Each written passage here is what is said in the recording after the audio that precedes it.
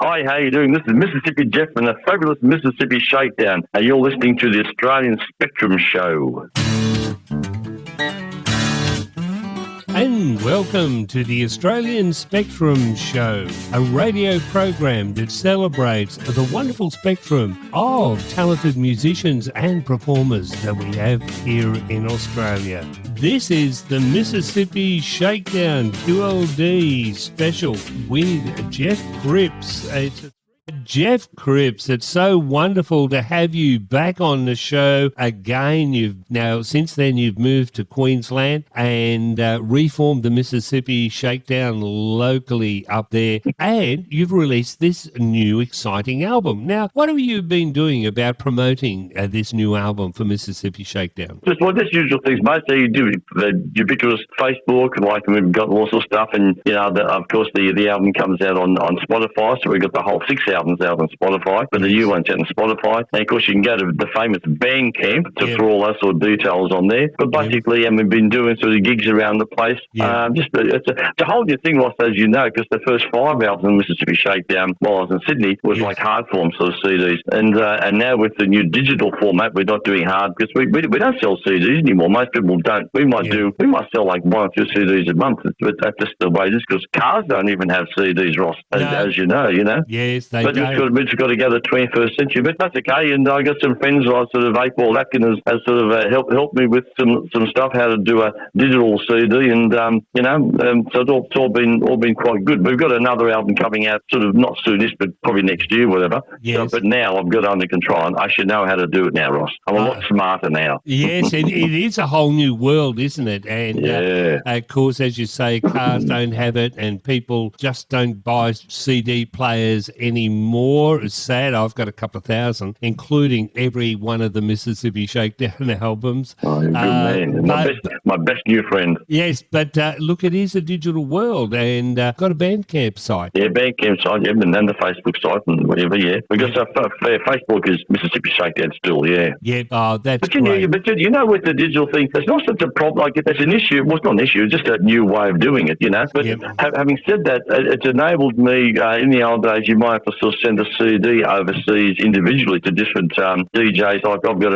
a list of all the Australian DJs, of course, as you know. And back in the old days, you would need to sort of send them out individually. If you did that now these days, it'd be horrendously expensive. And also, I've sent them to the UK sort of blues DJs. So the whole digital thing is, in one way, beneficial in that I can send more stuff to more people and keep the cost down. So it's not all bad news. It's quite okay. Yes, it is actually. And in fact, a number of Australian artists have been doing that too, and getting charting success in the UK and the US because they've been able to reach more of the radio programs and the people who contribute to the charts, like you're doing. Now, of course, you've been in the Australian Blues and Roots charts with virtually every album you've done. Yeah, very good. Yeah, we're very happy about that. Hopefully that will repeat itself. Does history repeat itself, Ross? I certainly hope it does.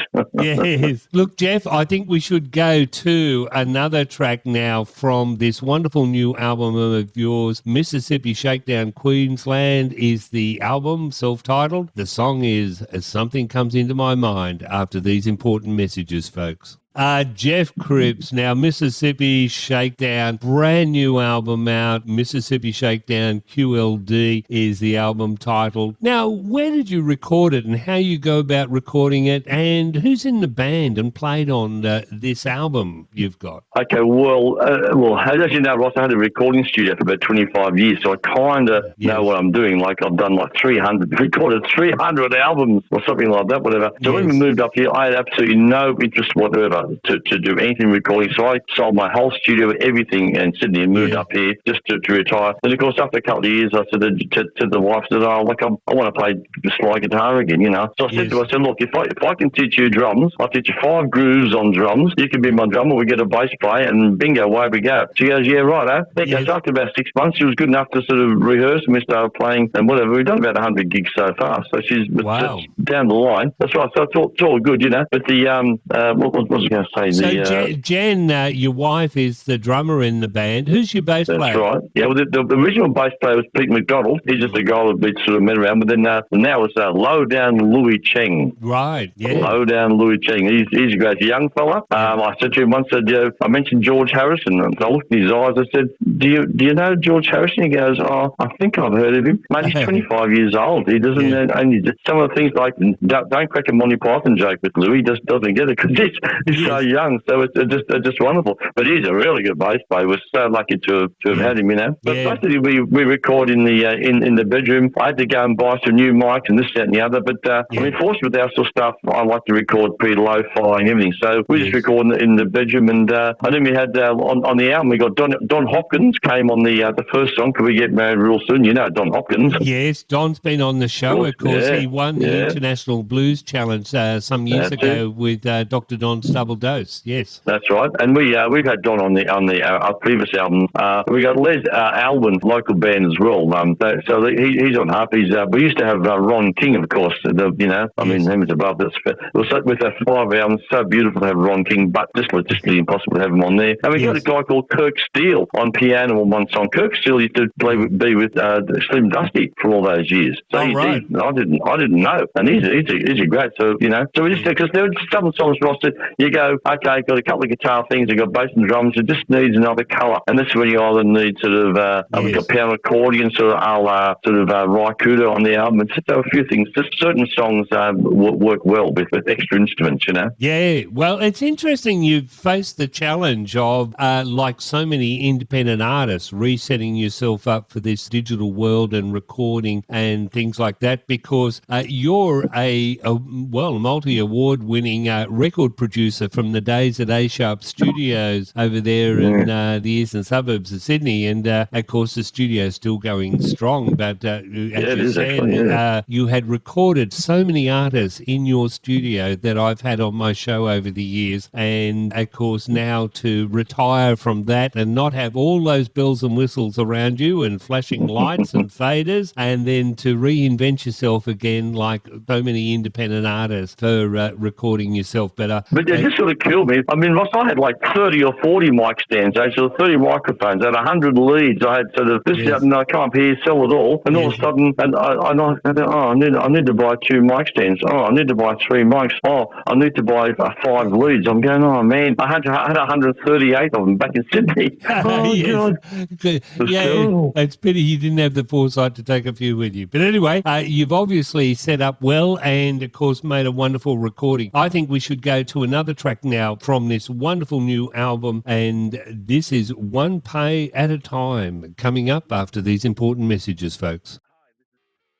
Jeff Cripps from Mississippi Shakedown. Now, well, this is your 6th album. You've had 5 previous albums out that have done so well in the Australian Blues and Roots charts, and now your 6th album. You've been a prolific songwriter over the years. What's your approach to songwriting? Is it the words or music comes first for you, Jeff? Oh, that old perennial question, Ross. That is a good question. I can wonder how others do it. I think of all the interviews I've seen, I think people like, I'm with the Beatles probably did. They have a guitar in hand and they have a cup of tea or something stronger, and I think often songwriters have a little bag of lines. That one song you just played, the Living My Life One Pay at a Time, yes. I had that line for like something like 20 years, but I had that line, Living My Life One Pay at a Time, and and I sat on that, just that one little line with a piece of paper for 20 years, and all of a sudden I come here and I just had a bit of a riff or something and sort of sound okay, and I got that line out and I go, oh, that could be okay, and a whole song came out that line. So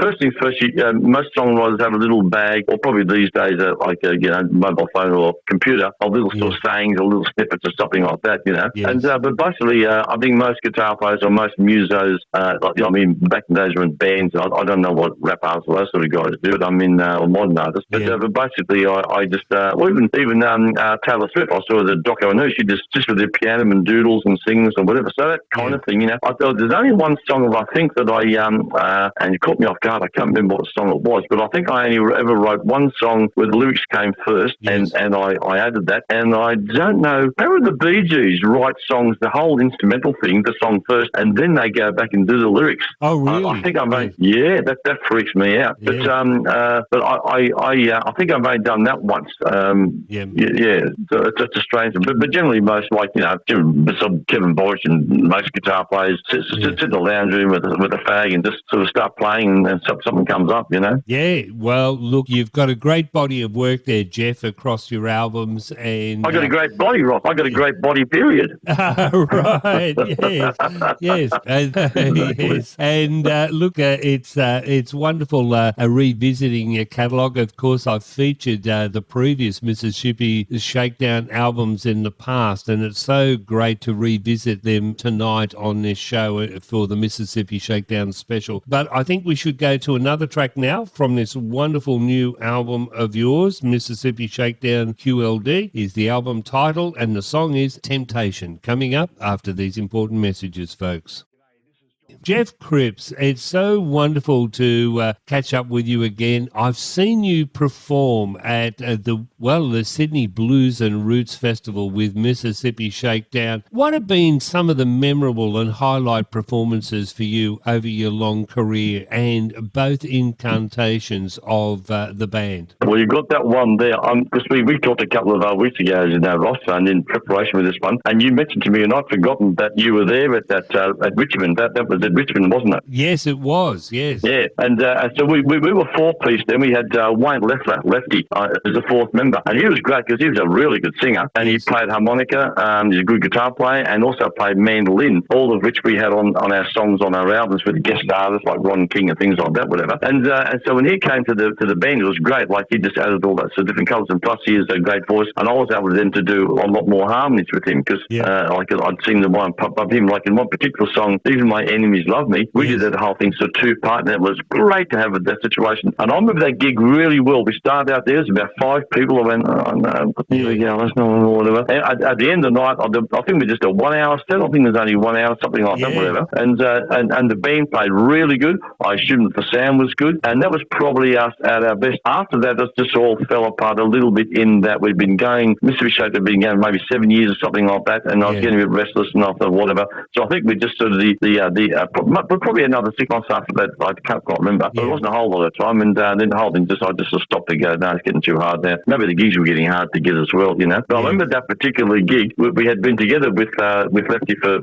some time, and we were hot, and that was that was, so you probably saw us at our best, Ross, as a 4-piece band. That was a really good night. It was great. Well, it was, and yes, the crowd was small at first, but once you guys started playing, people came in from outside, from the garden, from the restaurant area, from the bar area, and the room was packed. The sound of the band just drew people in, and it was a very exciting performance there. And of course, now you're performing up around the Queensland area since you had retired, and semi-retired now, and got back into business in the Queensland area. So you've got some local gigs happening up there? Yeah, Cairns is a pretty small place, and also with our sort of stuff, we can't play soft venues. We don't play restaurants. We're best just at a pub and away we go, But there's one place at Mareeba, which is about 40 minutes away from here. It's called the Anthill Hotel, and they just love us up there. We play about every 5 or 6 weeks up there, and we just turn up, we set up, and we know half the people there, we make fun of them, we just sort of talk and blah, blah, and we just play our stuff. We try all our new songs up there, and it's just the perfect gig, and that they've even got a bar tab, so that's always good, And it's just a really good gig. We play around town. There's about 3 or 4 gigs. One gig's an afternoon gig here at us, called Straight on the Beach. So basically, as you think, it's right on the beach, and for the tables and chairs, a restaurant there, and we just play on the stage, and we get 50, 60, 70 people there for Saturday afternoon. It's a real good gig. But that one at Richmond was a classic. We also had a great gig at the Thredbo Blues Festival sometime in the summertime. So they gave us a really good gig. It was I forget what it was, like a little sort of what was called, like not a pavilion, just like a little pavilion, 2-story thing, and we had to play, I think, like an hour 45 or something. stopping. I said to the guys, look, there's no bar here. If we stop halfway, everyone's going to get out of here and go to the nearest bar and we'll lose half of the audience. So we played like an hour 45 with drum solos and talking and cracking jokes and doing all stuff. And that was one of the best gigs that we ever did as well. And pretty well the whole crowd stayed because like, it was a long thing. I said to the boys, if we stop, we're going to lose it. People have time to think of their options. So now keep going, full in their face, keep it going. And that was great. We played almost 2 hours there and kept everyone there. That was a good gig. I think that was with Lefty as well. That was a 4-piece. And look, that's a good one. Well, that's one of the very popular festivals, like pre-COVID. It's getting back on the track again post-COVID, but the Thredbo Blues Festival has been a very popular event, and of course the blues community from various states, not just New South Wales, go to that, and what a great one to be showcased at. Look, Jeff, I think we should go to another track now from this wonderful new album, Mississippi Shakedown QLD. This is Wedding Ring, coming up after these important messages, folks. Now, Jeff, you've got this wonderful album out. I suppose you're going to be pretty busy on promoting that with radio interviews and social media. But over the coming year, what's the plans for Mississippi Shakedown? Mate, I live in Cairns. There are no plans. No plans in Cairns. Yeah. Well, it's all hippie up here. Now, it's going to be one bit of good news that I just turned up the last couple of days. I don't think I've even told you. Is a place down Avenue Music. It's a record label down in Melbourne, and they want to take on our catalogue and push us and take the stuff and be involved in the future Mississippi Shakedown. So that's a great thing in that, I can do all the hard work that the stuff would like, and I just give it to them and they sort of put it out there in the market and Bob's your uncle. So that's a great thing that's happened over the last week or so. So basically, these companies, they're just more of the same. I've got it almost on one song short of another album, and then so basically, I reckon every year will be the same thing. I reckon we'll sort of put out an album, say about November. This one came out in February. They should have come out early. So basically, I might get a new album every November and do a couple of singles from say July and August, whatever, and then just keep playing gigs and just doing. We've got a major gig coming up with a local band called the True North Boogie Band. About 2 months' time, we've got a major gig where the two of us get together at a pretty good club and do a major event there. But basically, it's just the same. Just keep writing the songs, and I got a new one coming out. Just ask me no questions, I'll tell you no lies. And I've got the lyrics from another song and a riff from 20 years ago put together, and bingo, within half an hour, I feel like the song. I just can't believe my luck. Right. Like that. Sometimes you have a 3-month sort of dry spot where you just all your songs you write are stupid. Normally, if I write 3 songs, one's actually terrible, one's not any good, and the third one is maybe sort of a good one. But just keep down that road. I mean, first I've got my own studio here, like just in the house, so I can record it as when and what I wish, Yes. Oh, well, that's handy actually, and of course, so many independent artists are doing that now, investing in their own recording gear and recording. Well, when the opportune moment comes about, when they've got the song ready to go, type of thing. Well, sure. Well, so I'm being lucky because I've had that history of 25 years in the studio, so I actually know what I'm doing, not because I'm a genius, but just because I've done it for 10,000 hours. And so if I've got an idea about a song, I can go in there, throw a few mics up. I know how to tune a drum kit. I know what guitar's supposed to sound like, so I can sort of go there and do it like, and it sounds okay. But it's only because I've got that history. I'd hate to sort of go from a bedroom thing these days. It's a big learning curve. Recording is there's so many things you can get wrong with recording. I hear it on songs all the time. I go, that microphone's not right for that girl, because you use different microphones for male and female, for example. And sometimes you're going through Bunnings or something, and you hear a song and you go, that's not right. That vocal sound is not right. It's the wrong microphone. Right. Things, Well, that's the thing, isn't it? That's a little trick that artists share amongst themselves. What is the right gear to match them, and that type of thing in terms of stage performance, but the same with recording as well. Yes. Totally. Yep.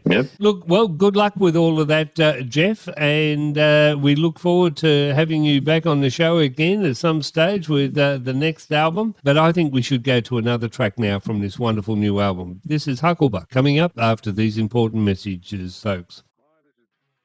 Jeff Cripps, it's so wonderful to catch up with you again after all these years. You've been on the show a few times in the past with the previous band and your releases that achieved great charting success, and of course to catch up with you now through modern technology. You're in Cairns, I'm in Sydney, and we're able to do this show. So thank you, and thank you for your time this evening for the opportunity of featuring the music of Mississippi Shakedown. That's good, Ross. Look, it's good to have a bloke like yourself who's onto it, like you understand the importance of doing these interviews and then getting our music out there. Because that was one of the main things I want to do with the album. Because my passion was made to try and get onto that, the blues charts, Australian blues charts. I know it's sort of a silly thing, but I go, like, you've got these songs here, and I'm playing them live in Cairns. If I can't get them out there, something and get them heard, well, what's kind of the point? So that's a great thing. We've got a bit of like, we also got that's what great thing about community radio. I got a local 89.1 local station here that I've done a couple of interviews with, and I can assure guys, all the community radio that guys like Tony Jaggers. Tony Jaggers is a good mate. He sort of be talked to like in praise and stuff as well. So it's great to have the community radio that sort of gives the guys like us independent artists airtime. So it's wonderful. Well, we'd like to thank you for listening to our Mississippi Shakedown QLD special tonight. And if you're wondering what QLD stands for, it's an abbreviation for Queensland. Yes, Mississippi Shakedown was a Sydney band, put out 5 albums, and Jeff Cripps moved to Queensland, thought he'd retire, but got a new band line up together and has started performing and recording again. And we've been featuring their the 6th album for Mississippi Shakedown tonight. So thank you for listening and your interest in Mississippi Shakedown, their music, and also for your support of this radio program, the Australian Spectrum Show.